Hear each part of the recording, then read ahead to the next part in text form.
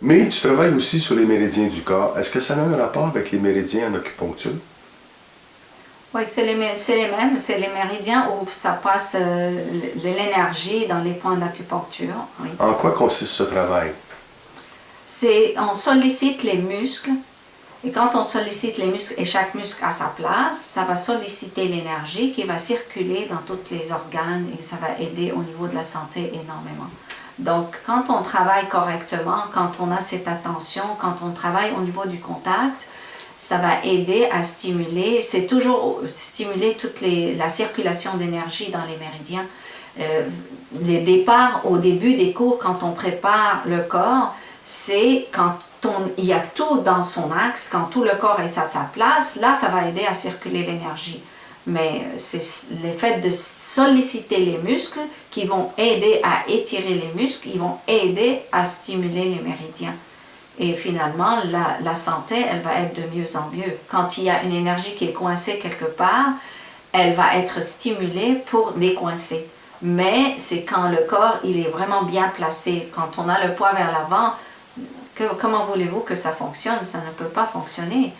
La stimulation au début de réchauffement du corps, ça stimule, d'abord on travaille au niveau des méridiens médians du corps, et puis après les méridiens qui sont en biais, qui sont sur le côté externe et interne, mais de toute façon ça travaille le tout en même temps, mais on spécifie pour stimuler le corps, pour stimuler aussi l'énergie qui passe par les méridiens.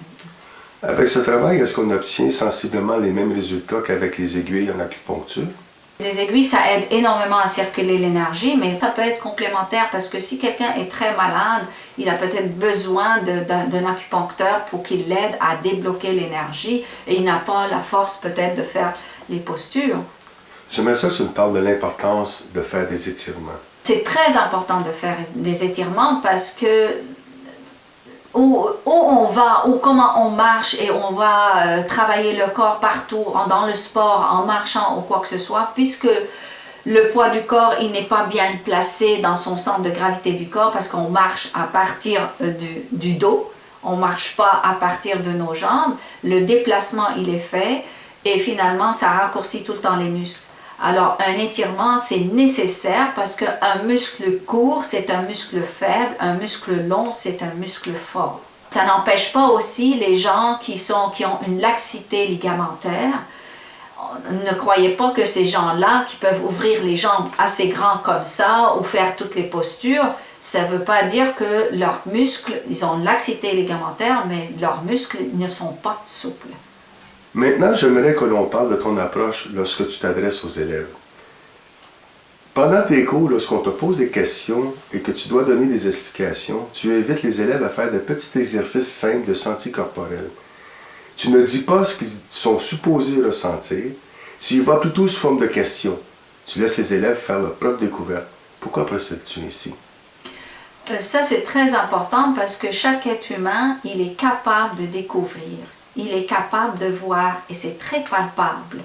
Je ne fais pas rêver les gens et je ne veux pas, je veux leur donner la responsabilité d'eux-mêmes à qui peuvent découvrir et c'est pas que les autres ils savent et eux ils ne savent pas. Tout le monde peut savoir et tout le monde peut découvrir et tout le monde peut être responsable d'eux-mêmes. Et c'est ça qui est important. Si je trouve qu'au départ une difficulté à pouvoir sentir, je donne des indications pour que la personne puisse le faire et sentir quelle réaction donne au niveau du corps. Et tout le monde arrive à le sentir. Pour le bénéfice de ceux qui regardent cette vidéo et pour mieux comprendre de quoi on parle, j'aimerais, si tu veux bien, que tu nous fasses une petite démonstration d'un exercice de senti corporel que tu proposes à tes élèves. Oui, c'est très simple.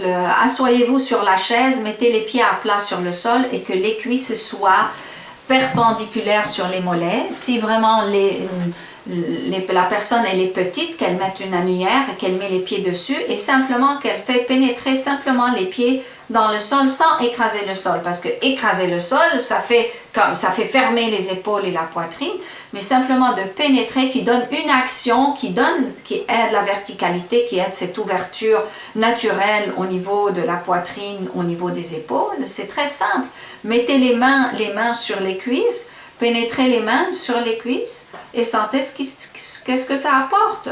Pénétrer les cuisses dans les mains, qu'est-ce que ça apporte? Normalement, en tant qu'être assis, on doit sentir que quand on pénètre les pieds et les mains dans les pieds, les jambes dans les mains, ça va aider que l'os du tête du fémur qui va pénétrer dans la chaise.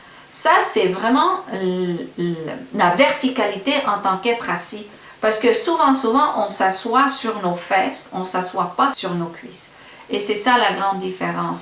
Les muscles fessiers sont assez courts. Ce sont des muscles qui se raccourcissent en permanence.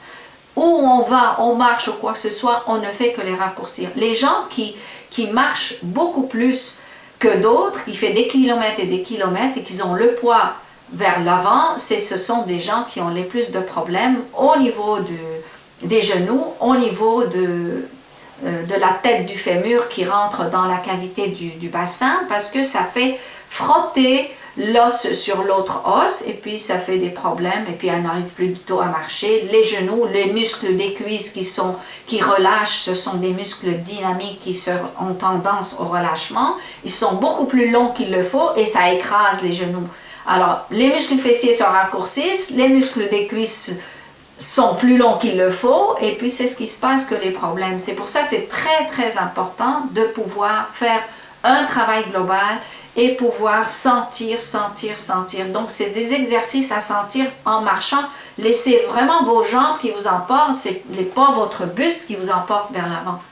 Et là, quand vous êtes assis, essayez de s'asseoir, de pénétrer les pieds dans le sol, s'asseoir, soulever si vous voulez, soulever les fesses vers le haut et asseyez-vous vraiment sur les cuisses et vous allez voir la différence est énorme. Et petit à petit, l'ouverture de la poitrine, elle va se prononcer.